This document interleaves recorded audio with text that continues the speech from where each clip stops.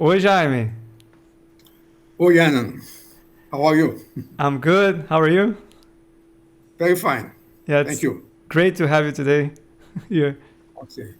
It's my pleasure. Yeah. So today my guest is Jayme Szwarcfiter. He's a professor emeritus at Universidade Federal do Rio de Janeiro in Brazil. His research interests are related to graph theory, algorithms, theory of computation, and discrete mathematics. He has published more than 170 journal papers and several influential textbooks in these areas and has supervised dozens of master's and doctoral students. Jayme is a full member of the Brazilian Academy of Sciences and he has received numerous national and international awards such as the Grand Cross for Scientific Merit, the Almirante Álvaro Alberto Prize, the Scientific Merit Prize awarded by the Brazilian Computing Society, and the Luis Federico Leloir Prize, awarded by the Ministry of Science, Technology and Productive Innovation of Argentina. In addition, Jayme was a visiting professor in many countries like the US, England, Scotland, Argentina, Germany, France, Poland, Israel, Czech Republic, and Japan. Jayme, thank you so much for accepting the invitation. You were a legend here in Brazil, I'm so happy to have you here. Thank you so much. Thank you, Yanan. Your introduction was very generous. Let me Yeah, say that. yeah. So let's Okay, thank start. you. So Jayme, where were you born and in which year? Okay, I was born in Rio de Janeiro, Brazil, in 1942. Okay. So tell me about your family origins. I noticed you have a Polish surname, but you don't look Polish, I must say. Yes, I don't. I looked 100% pure Brazilian, but my both parents came from Poland, both father and mother, Ah, and they came from Poland in the early 30s to Brazil. okay. And when were they born? My father was born in 1904 and my mother in 1905. Ah, okay. Do you have brothers, sisters? I have a sister who is 11 years older than myself. Ah, okay. So she was born in Poland. She was born in Poland. Yeah. Ah, she became a very successful person here in Brazil, like you, right? Your sister. Well, she's an emeritus professor in the Faculty of Communications. Ah, okay. And in which language did your parents used to talk to you? Well, my mother talked to me in Yiddish, which was, say, her mother tongue. Okay. And my father talked to me in Portuguese because he wanted very much to learn Portuguese. Ah, right. So your parents are Jews, right? Yes, both. Mm, okay. And did your parents have any troubles adapting after moving to Brazil? Yes, my father actually not, but my mother had a little bit, and then she decided to go back to Poland.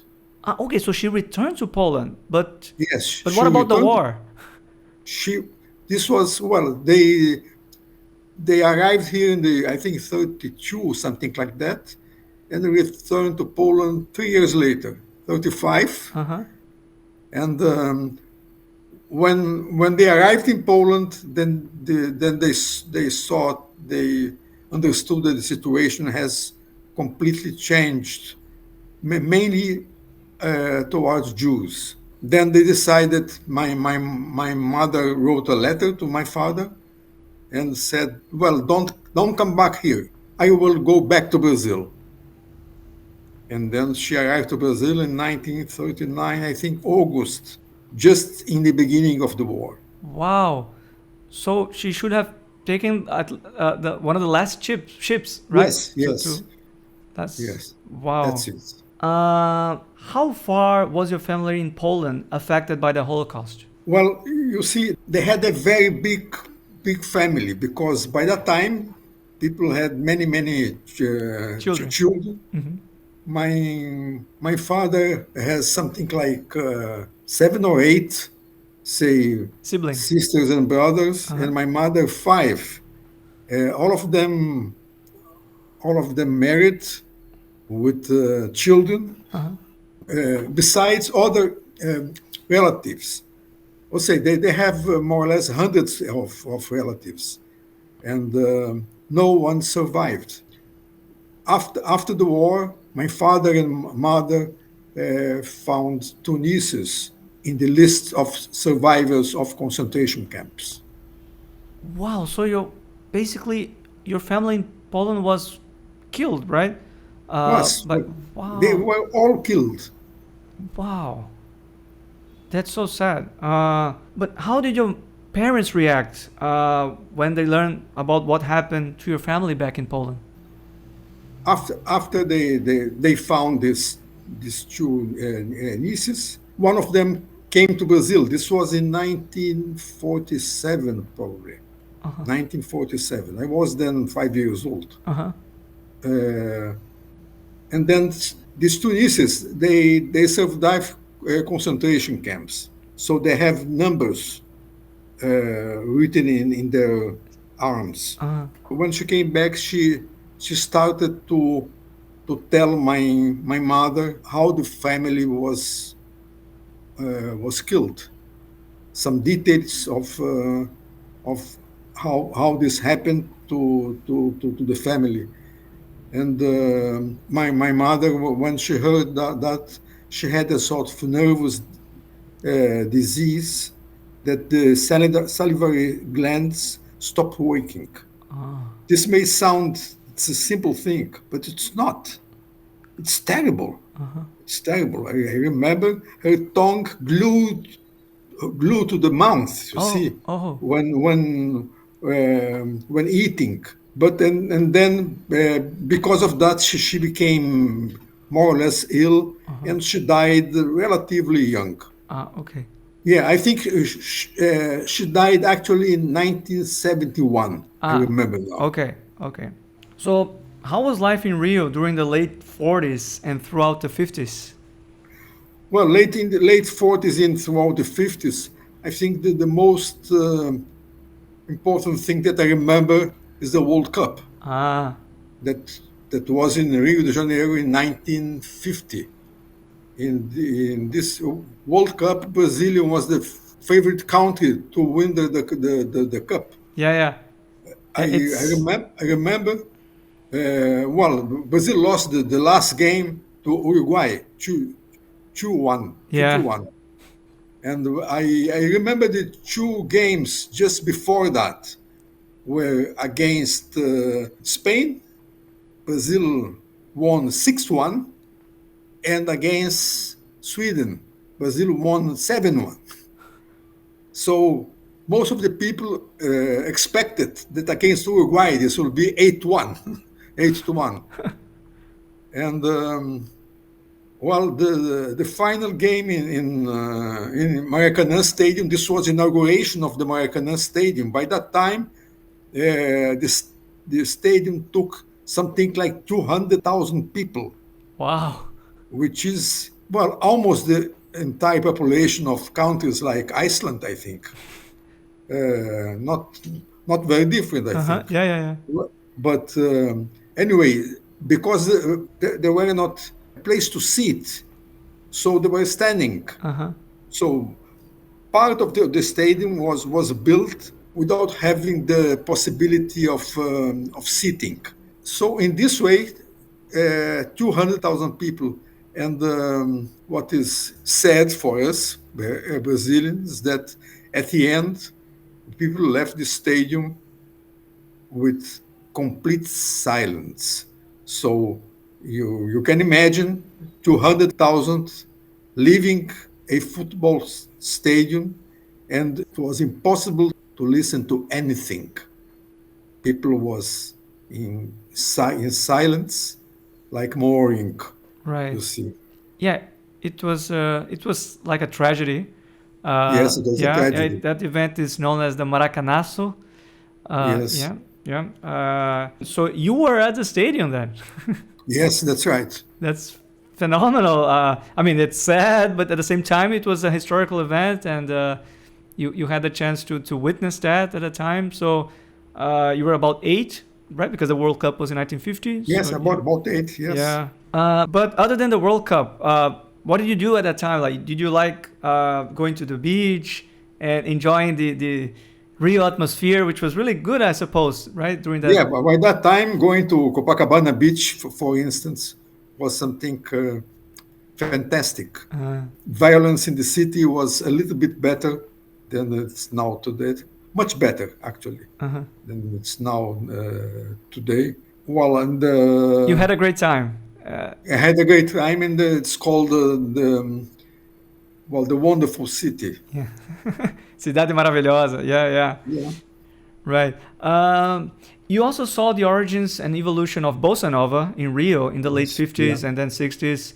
What was your impression of the music by João Gilberto, Tom Jobim, Vinícius de Moraes, and so on? Well, the music was fantastic. From that time, in the years that followed, I think the Brazilian popular music that came together with this music and all the production that followed can still be felt nowadays. The most popular and the most important, say, Brazilian composers for popular music came from that time and the years that follow it. Since today, when you talk about the composers of Brazilian music, people would cite the musicians of that time. Mm-hmm. Those from that were born in the 40s or even 30s, they are really well recognized still to this day. Like Chico Buarque and Caetano Veloso, Gilberto Gil. Not only those exactly from Bossa Nova, those that came later, but Tropicalia, movement, right? They came next after that. But were you into music overall? Did you play any instruments? Well, I try to play violin in classical music, and I played for a few years, and I stopped. I stopped because, violin, if it is well played, is beautiful, very beautiful. But if it is played more or less, say, you cannot listen to it. Whereas say piano is a little bit different. I would say that it's as difficult as to play very well piano as than to play very well violin. But if you don't play very well piano, still you can have fun, but not with violin. Yeah, that's true. So did you enjoy listening to classical music, jazz? Yes, and after this period of classical music, I started to listen to jazz, and still today. Okay.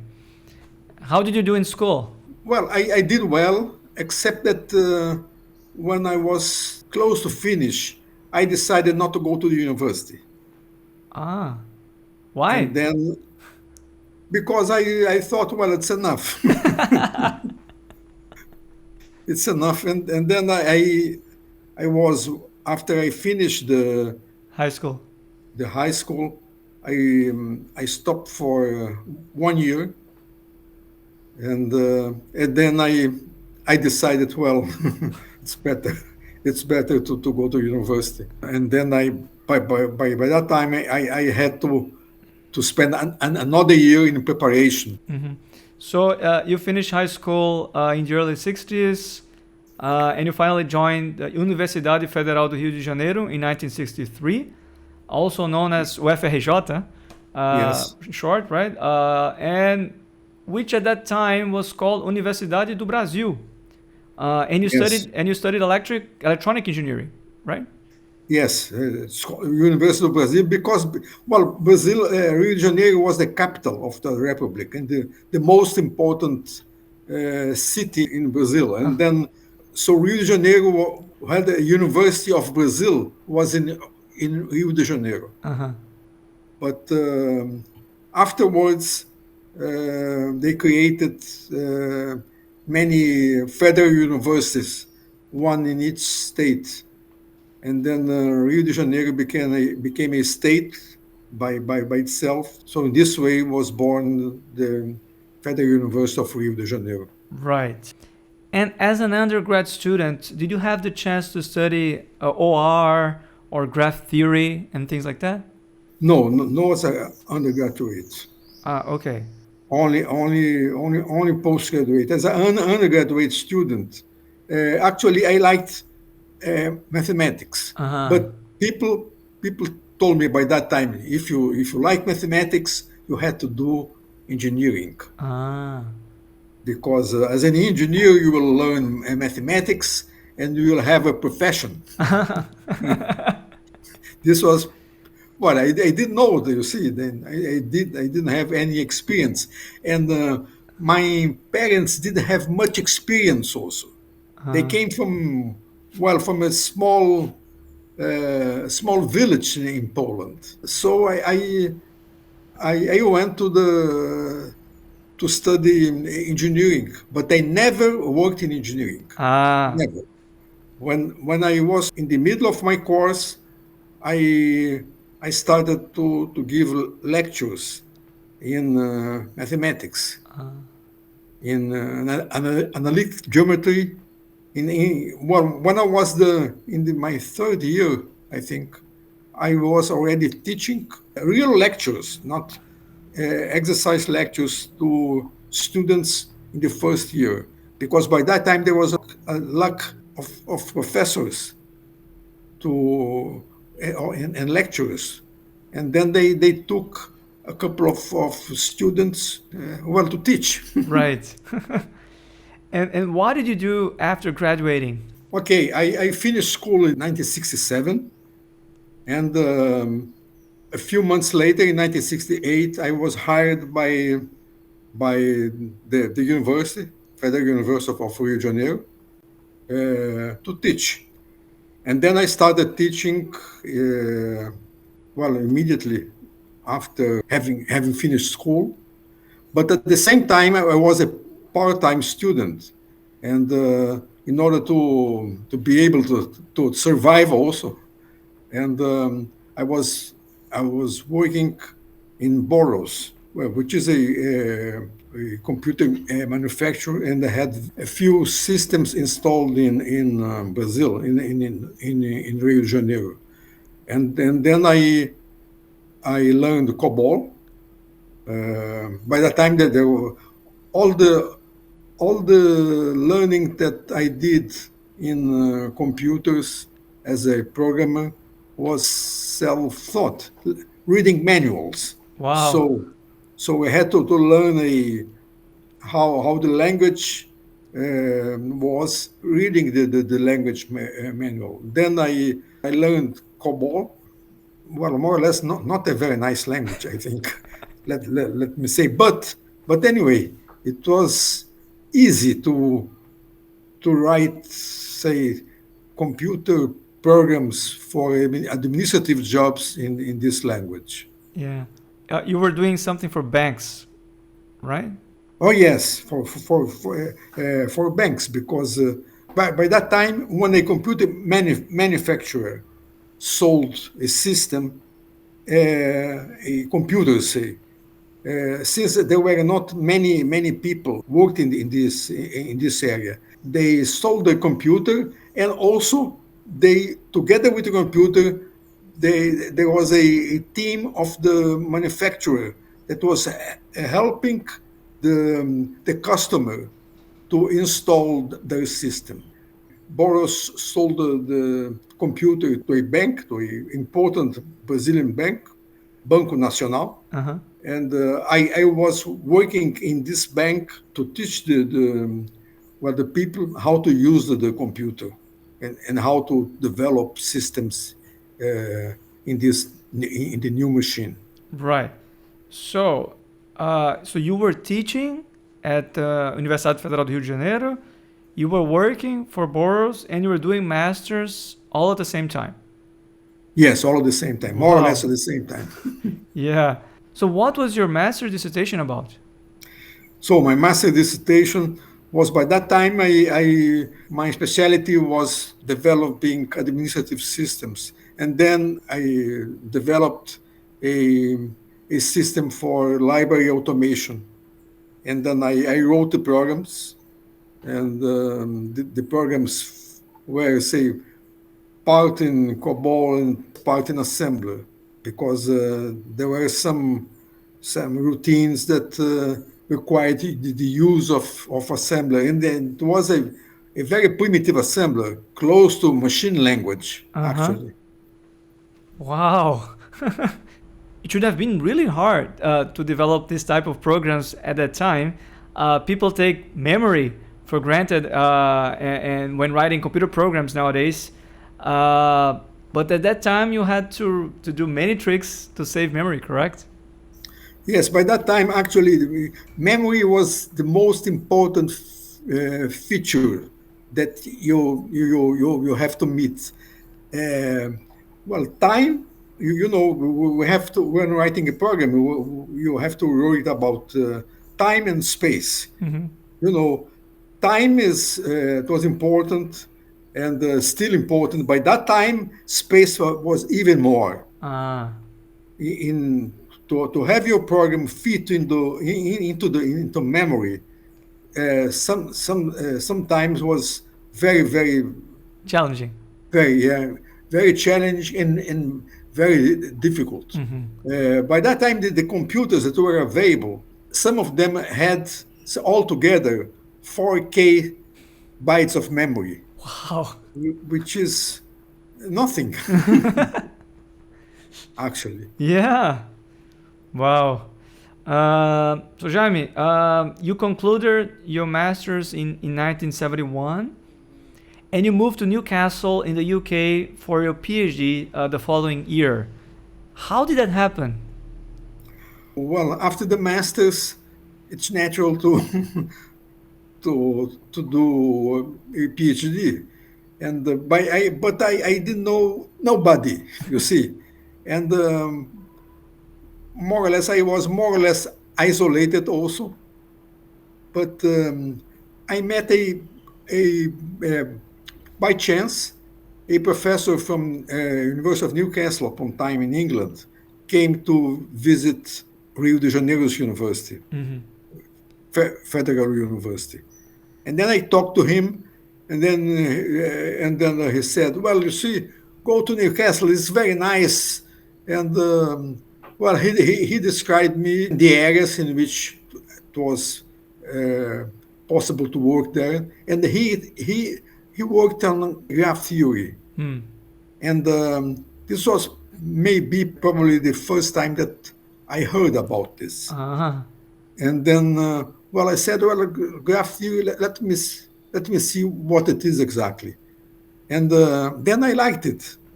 I liked it, and I decided, okay, this sounds a very nice area to work in a PhD. And how was your English at that time? Well, very bad. Well, of course, in order to go, I had to make an exam in English, which I passed. But I remember when I arrived there, and I listened in the airport to the loudspeakers, and I asked myself, which language are they talking? But anyway, yeah. So you finally had a chance to learn about OR, combinatorial optimization, and of course graph theory during your PhD, right? Yes, that's right. Doing my PhD, this was the first time then that I learned about these terms, inclusive. And what was the topic of your PhD? The topic of my PhD was developing algorithms for a collection of problems, and these problems was to generate all the objects of a certain collection. I mean, I'll give an example. For instance, if you have a collection of permutation of a set, you want to generate each permutation separately, and then going from one permutation to the next one as fast as possible. So this was the purpose to find algorithms for these kinds of problems.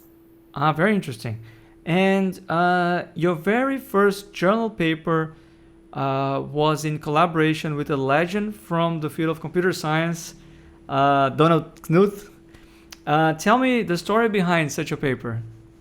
Well, I learned from Knuth's book, Volume 1, a very nice algorithm, nice and simple, like all algorithms by Knuth, easy to understand and very elegant, which is to find a topological sorting of a collection of objects. Well, in his book, there is an algorithm to find one topological sorting.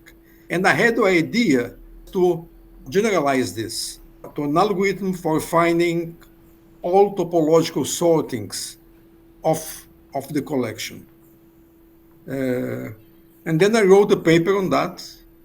And, well, I wanted to submit it to a journal which was, by that time, starting information processing letters. Uh-huh. And then I wrote to the editor. The editor was Donald Knuth, and one of the editors, and I submitted that paper. The paper was horrible because I didn't know how to write papers, and the program had some bugs. There was no proof, only the algorithm, the crude algorithm, and the idea of trying to develop this into an algorithm to generate all the objects. I think this idea was not very common. Uh-huh. There were not many papers that I can remember that by that time had this approach of finding all objects of the collection. And I was lucky enough to see that Donald Knuth got interested in this subject, and he corrected the algorithms, rewrote completely the paper, and add the proof that was missing, and then we wrote a paper together. It was a tremendous experience, even more because by that time there was no internet to exchange messages and things like that. Then you had to write a letter to your co-author saying what you did and what you are thinking, what we should do next. And when you write a letter, it's completely different than when you write a message. A letter is a document, something very serious. When the messages, they come and go, and so it was a very, very nice experience for me. Wow. Still on this topic, Donald Knuth wrote a book a few years later called Literate Programming. This was like all his books, a very nice book. And in this book, he dedicated one of the chapters to our paper and reproduced it completely. So in this book, Literate Programming, I think the chapter 3 or something, 3 or 4, it is reproduced our joint paper. Wow. So it shows the impact of that work. Yes, that's right. Yeah. So you finished your PhD in 1975, and in 1979 you went to Berkeley for a postdoc with Eugene Lawler, another legend in the field of algorithms and so on. How did you find this opportunity? Well, you see, I met Gene Lawler in a conference. Well, people talk about Berkeley and how nice it is. And, well, then I said, well, maybe it's a very nice place to do a postdoc. But I didn't know, I didn't know anybody from there. Then I saw that Gene Lawler was, by that time, a professor at Berkeley. and he was at that conference. And then I had the courage to approach him and saying that, well, I'd like to do a postdoc in Berkeley. And then he was kind enough in order to listen to me and said, well, and asked me, well, what would you like to do? And then I just mentioned to him that you see, I did my PhD at Newcastle University, and doing my PhD, I had the chance to write a paper together with Knuth. This was sufficient. And then he said, okay, you can come to Berkeley. Wow. Yeah, so that experience of collaborating with Knuth changed your life, basically. Yes, changed my life. Yeah. Even in Brazil. Yes. And talking about co-authors, during that period in Berkeley, you had the chance to collaborate with another legend who was actually not in Berkeley at that time, but somehow you managed to connect with him and write a very nice paper that ended up becoming your most cited paper.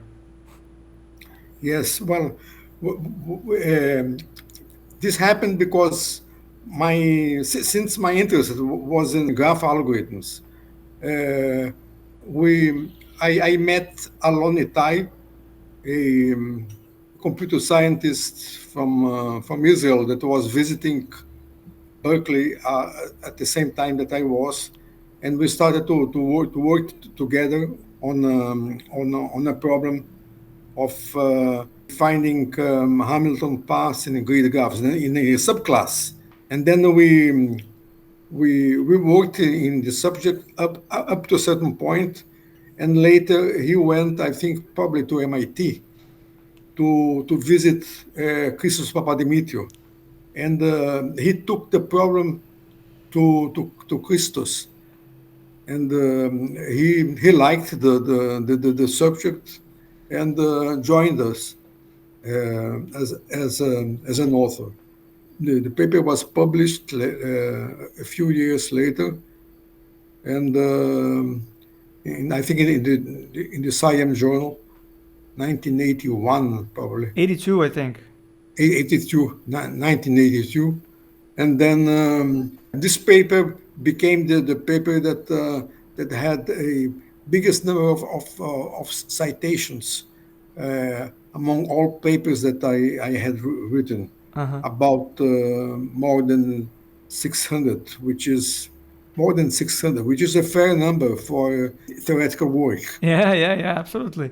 So you had this opportunity to collaborate with Donald Knuth, then Christos Papadimitriou. They're all by chance, but still, that was phenomenal, right? To have the chance to the opportunity to collaborate with two legends, and that definitely helped your career quite a lot, I suppose. Yes, and later I had the chance to. I invited Christos Papadimitriou to the conference in Brazil, and he was the main speaker of this conference, and he came direct. I remember that, direct from the airport to give the opening class in the conference, and then it happened that the second speaker failed to come, so there was a gap in the program, and then I was shy but decided to ask him, well, Christos, please, I wonder if you can talk a little bit more to cover at least part of the second talk. And then he replied me immediately, well, you see, I can talk for an unlimited amount of time. And then after his lectures, we understood that, the people that listen to his talk can also listen for an unlimited amount of time. That's a good one. So you first learned about scheduling at UC Berkeley, right? Yes, I first learned about scheduling at UC Berkeley with Gene Lawler. And so he was teaching a course, a MSc course. I went to his lectures and was taking notes and learning about scheduling. And then I realized that also in scheduling, I can work more or less in the same way that I was working in graph theory, in graph theoretical problems. You take a problem which you don't know whether or not you can you can solve it efficiently, and you try to decide whether or not you can describe a polynomial time algorithm for it, or derive a NP completeness proof for it. Right.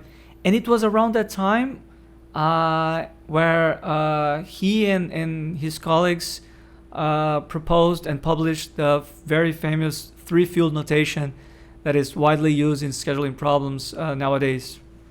Oh Right? yes, that's right. And I had the chance to see the birth of this notation, and I attended some of the talks that they gave about the notation, because before that it was horrible how to describe a scheduling problems. And then the notation was very concise, and very easy to understand, and became common.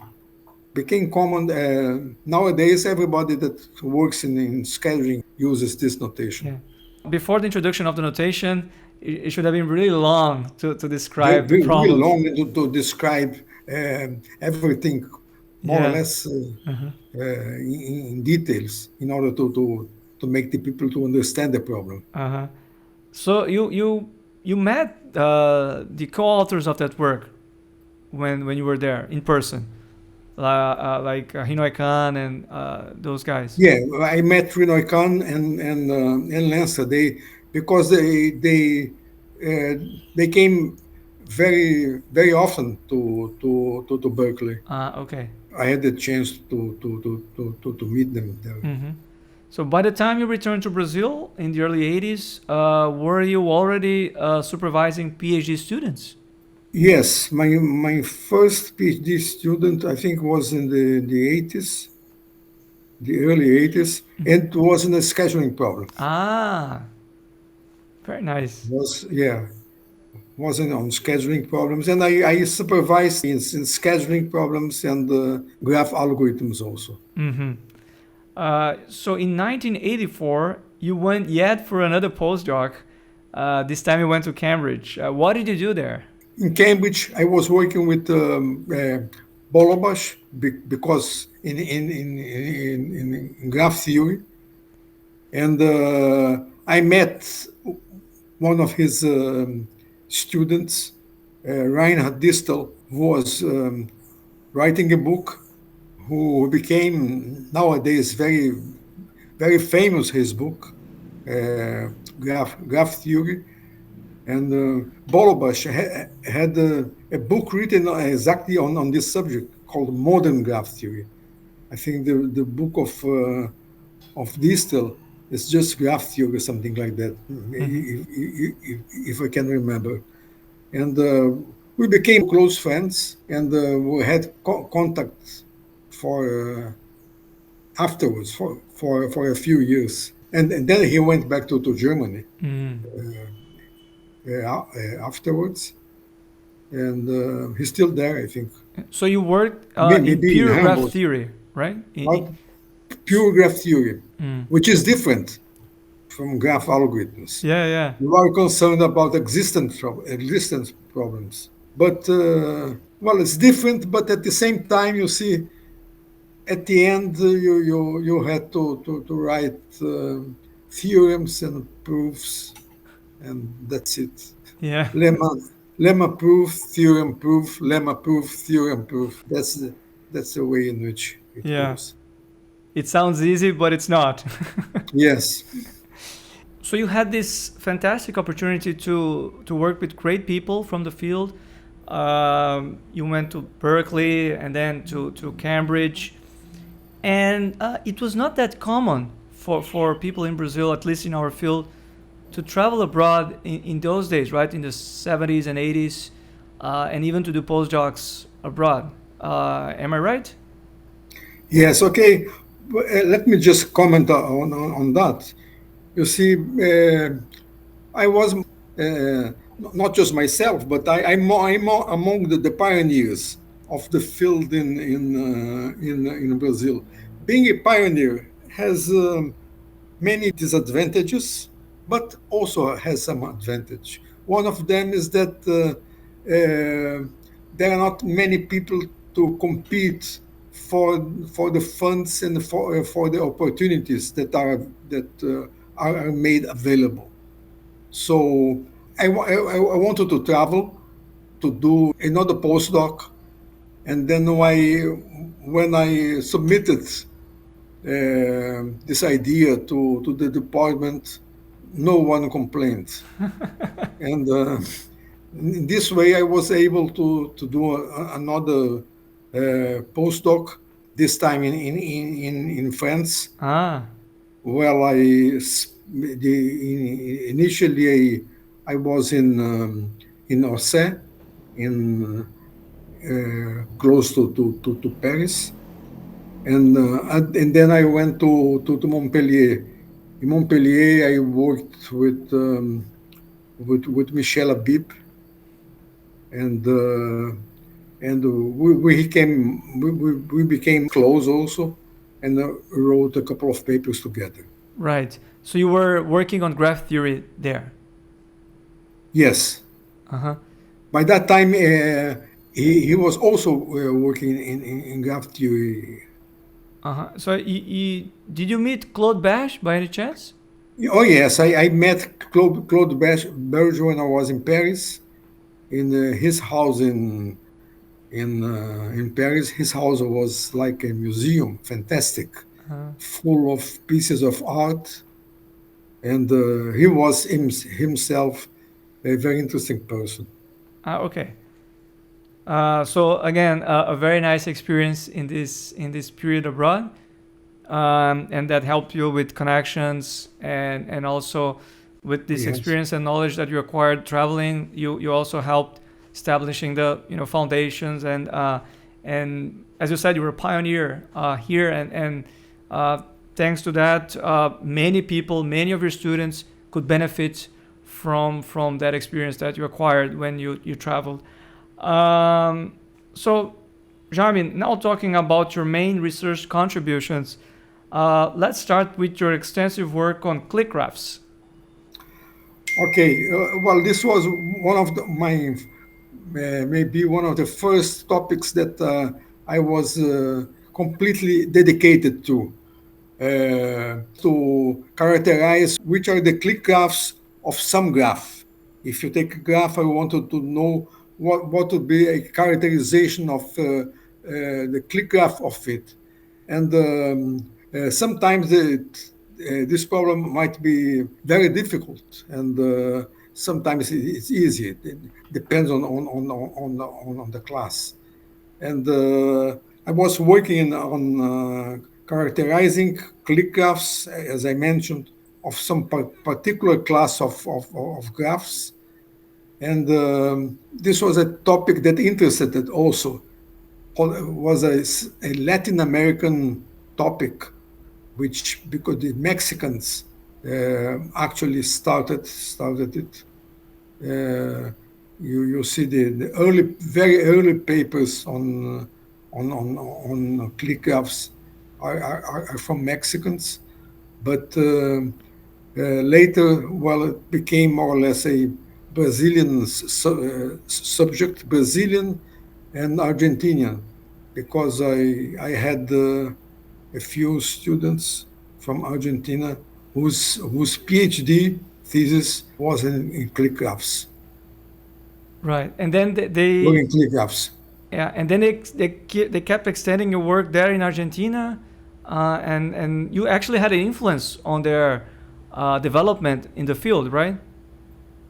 Yes, in Argentina, what happened is that by that time there were not many people working in graph algorithms in Argentina, in algorithms in general. I remember by that this was in maybe in the early 80s or no, in the late 70s. I received the visit of Irene Loiseau. She's a professor at the University of Buenos Aires. And then she said that there were students, not just students and lecturers of University of Buenos Aires that wanted to do a PhD in graph algorithms and graph theory. And by that time, there were not many people working in this area in Argentina. And then she asked me whether or not I would like to supervise this thesis.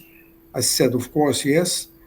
And by that time, I started my collaboration with Argentina. Yeah. And after that, I supervised some Argentinian students. And now these students, they have supervised other students. And then many people in Argentina that now have a specialization in this area. And you even got an award for your contributions to the Argentinian community in the field. Yes, I had the honor to receive the Luis Federico Leloir Prize given by the Ministry of Science and Technology and Innovation of Argentina. This award is given by people from outside Argentina that made important contributions to Argentinian science throughout the years. That shows that you did not only had a tremendous impact in Brazil, but also in other countries like Argentina, and that's remarkable. And what about your contributions on computational graph convexity? Can you comment about it? Yeah, well, in computational graph convexity, the idea was, say, to combine what is done in the area of convexity in general in mathematics with graph theory, taking your problems in convexity in general to graph problems. Graph convexity means your subject of study is graphs. So you want to know what happens with a particular parameter, for instance, this parameter in some particular graph. You want to know whether or not it is possible to find such a parameter related to such a convexity, given a particular parameter, given a particular convexity. We want to know whether or not it's possible to find this parameter within this convexity. In case it is possible, you want to describe an algorithm. In case it is not possible, you want to find a NP completeness proof. Right. If I'm not mistaken, you work with Fabio Proti on those problems, right? Yes, well, Fabio Proti was my student at the Federal University of Rio de Janeiro. Later, he started to work at the Federal University of Rio de Janeiro, and later he moved to Fluminense Federal University, where he is now. Actually, in the last mathematical colloquium in Rio de Janeiro, he wrote a book on this subject, graph convexity, together with Miti Dourado from the Federal University, and also together with two other colleagues from the Federal University of Ceará. Yeah, Yeah, I met Fábio Protti when he joined the Universidade Federal Fluminense, and we worked together in a couple of papers on cluster editing and things like that. So he's a very, very nice guy and one of the smartest people I've ever met, for sure. Yes. So now, pivoting a bit towards OR, could you briefly talk about some of your research work on scheduling? I noticed that you also like to show whether the problems in some scheduling problems are NP hard or not, or to provide a polynomial time algorithm when it's possible. So I think you did some work in this regard, right? I had even a couple of papers which was able to publish on this area. The idea is always is the same, either trying to develop algorithms or trying to find NP completeness proof. But talking about OR, in my books, I had chapters on problems that are typical from OR, like traveling salesman problem, minimum spanning trees, minimum maximum spanning trees, description of greedy algorithms, and shortest path problems. Right. So Jayme, you started several national, international conferences in the field. Could you comment about some of them, perhaps starting with Lagos, which is quite well known? Okay, Lagos is among them is the one that is most known. Latin American Graphs and Optimization Symposium. This was the join of two conferences, one Brazilian and one Chilean, which more or less started each one in these countries 2 or 3 years before Lagos. And then we decided to join to create Lagos.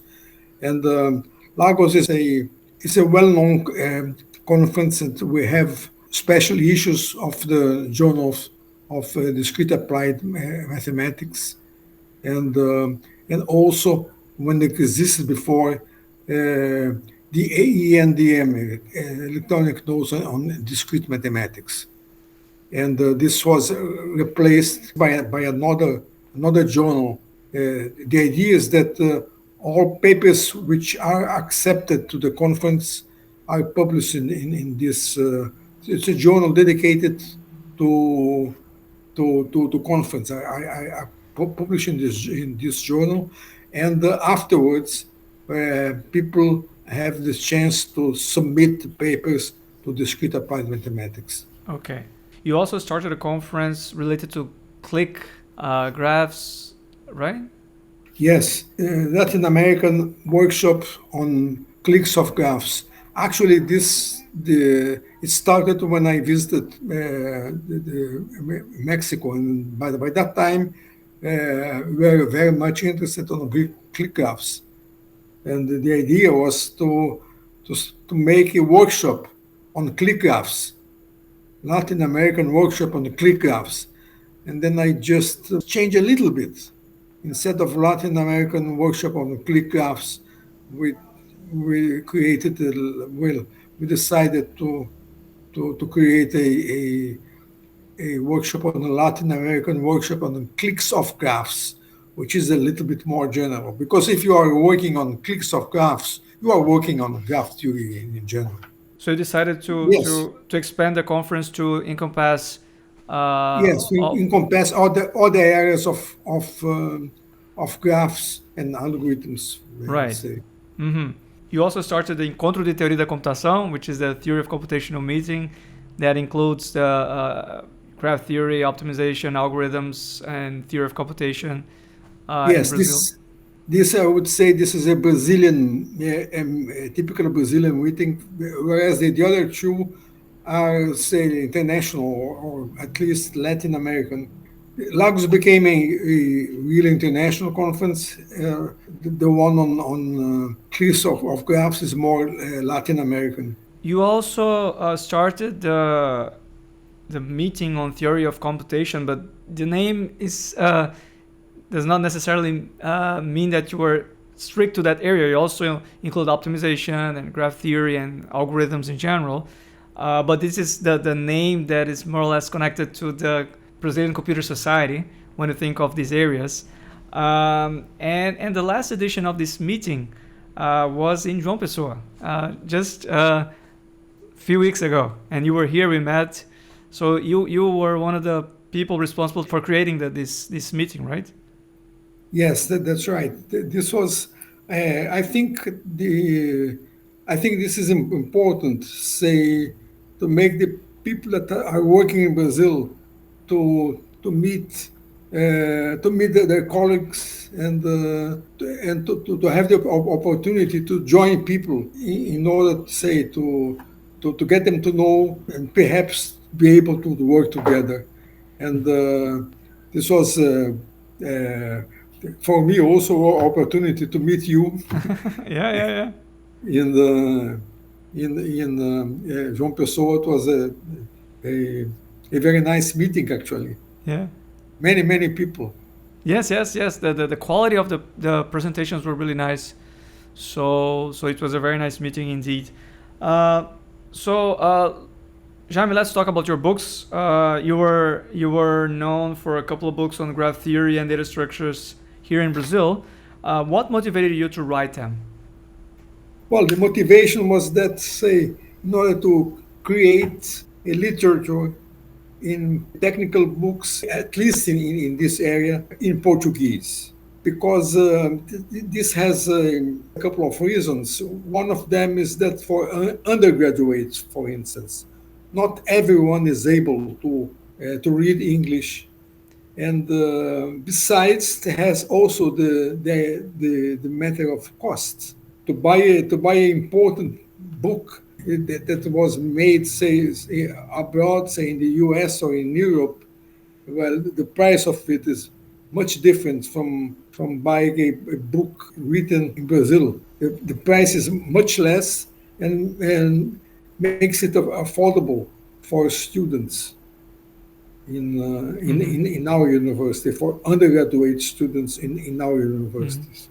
But also, as I mentioned, it is important to create a literature in terms in Portuguese. I try to translate to create all the terms in the Portuguese language, because this is going to be the language in which these students are going to work and probably to teach. Yeah, so you have to introduce the vocabulary in Portuguese. Yes, it introduces, as you mentioned the correct word. Yeah, so you create a vocabulary in Portuguese, a technical vocabulary in Portuguese for our area.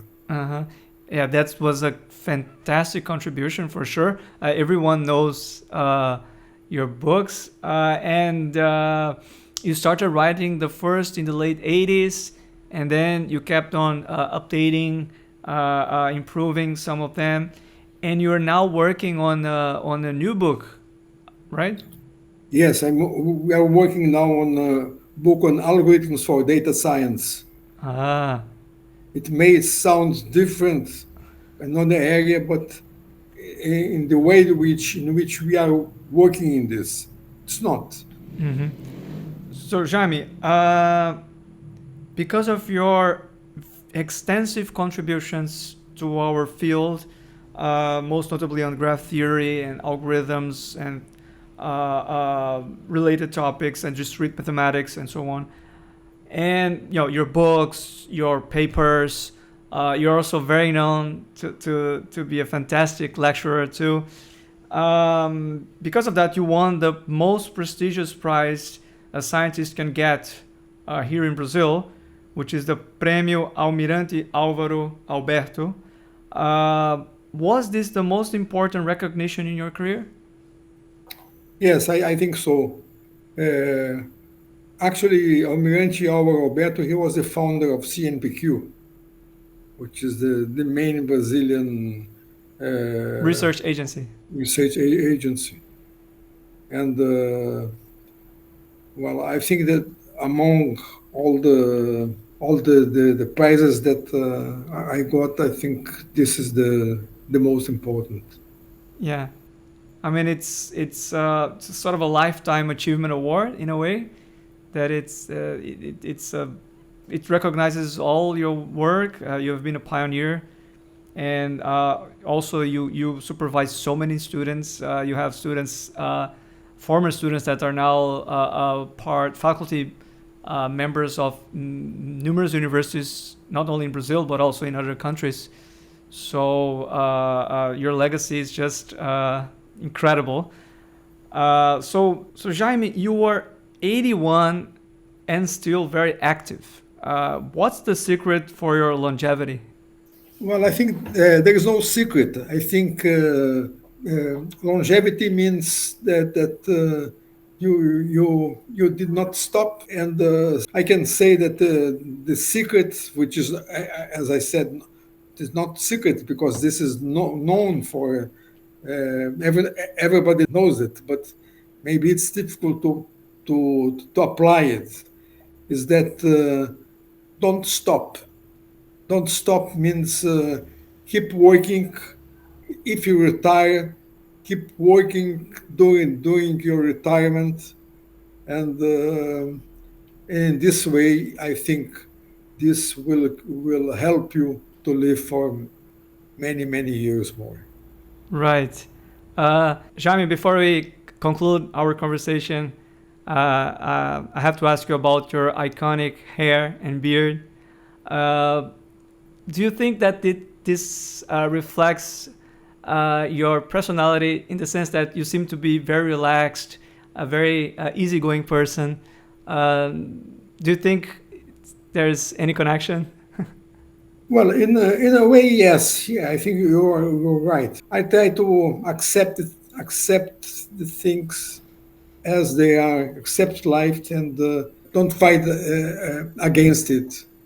And I think this is one of the secrets, I think, of being happy. And well, life is like that, and you cannot fight against it. And if you accept it, this is fine for you, and maybe it's fine for the people that are beside you. Okay. So Jayme, it was fantastic to have this conversation with you. You have a very long career with so many stories. It's hard to put all together because it's just an endless source of anecdotes and stories. And I really appreciate your time, and thank you very much. Muito obrigado. Okay, thank you very much for this opportunity. And I have to say muito obrigado, no, not you. Okay, so let's hope I can meet you again one of these days. And take care, Jayme. Look after your health, and I hope you stay productive in the years to come. Ciao. Okay, thank you. Ciao. Bye.